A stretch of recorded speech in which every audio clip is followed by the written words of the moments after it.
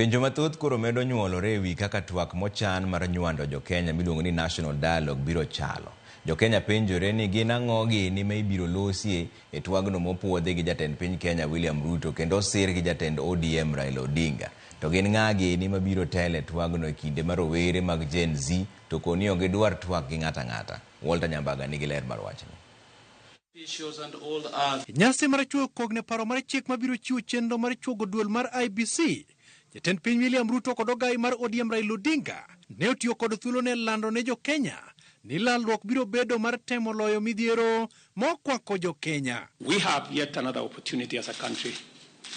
Kenya being the resilient people we always are, to come together and figure out the future of our country in a manner that makes sure that we address the existential challenges and threats that face our nation. We require now a wider engagement so that people have an opportunity to vomit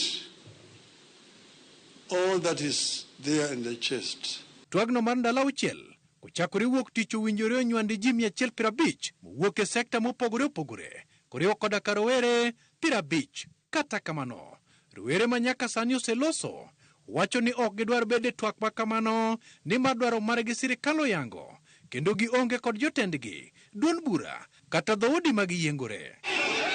Magi timore kinde ma oganda jo-Kenya dwaro ng'eyo kaka twagno ibiro ta. Oseyangore ni kweth mag ji momi thuolo e twagno oting'o josiasa kod jotelo, johala matindo kod madongo, riwruoge makene ratiro mag oganda, riwruoge mag kanise, riwruoge mag okinde, kanyakla kod mago mag jolony. Igeno ni twagno ibiro yaw chieng' wuok tich saa 3 kod jatend piny William Ruto kanyakla kod ogai mar ODM Raila Odinga chieng' wuok tich nyaka chieng' ngeso. Maling'ling' fono ni twagno biro gedo motegno ahinya ewi rowere mag Gen Z mosebedo ka ng'anyo pacho ka kaka ibiro chuog duol matayo yiero kod kiewo pacho ka IBC magikone to nyalo tayo yiero ma onge achiedh nade tok yiero.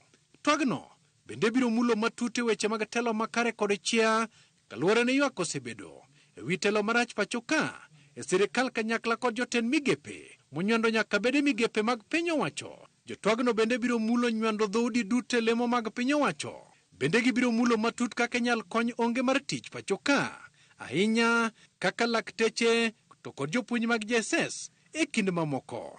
Jotelo mosewuok ayanga ka siro twak makamano oting'o gavana ma Migori Ochilo Ayako to kod nyawadgi ma Homa Bay Gladys Wanga. And we support our youth and our Gen Z we support because they have come up and they have pointed to the issues that affect this country. And these are the issues that even Raila Odinga has been talking about. I know people say that Raila does not speak for us. Maybe he does not speak for you.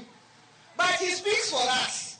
Us who are in the Orange Democratic Movement Party, us who are several Kenyans in this country who are within his formation. Onge gimoro amora minyalo losi ka ji ok go mbaka. Onge gimoro amora minyalo losi ka ji nie lweny. To yawa matindo mang'anyo meduru ng'anyo mondo duondu no kik lal. To mbaka ni bendo dhi adhiya nyime ma ling' machopona en ni samoro jok matindo wacho ni gionge jatendgi, gionge chama margi, gionge gimoro amora.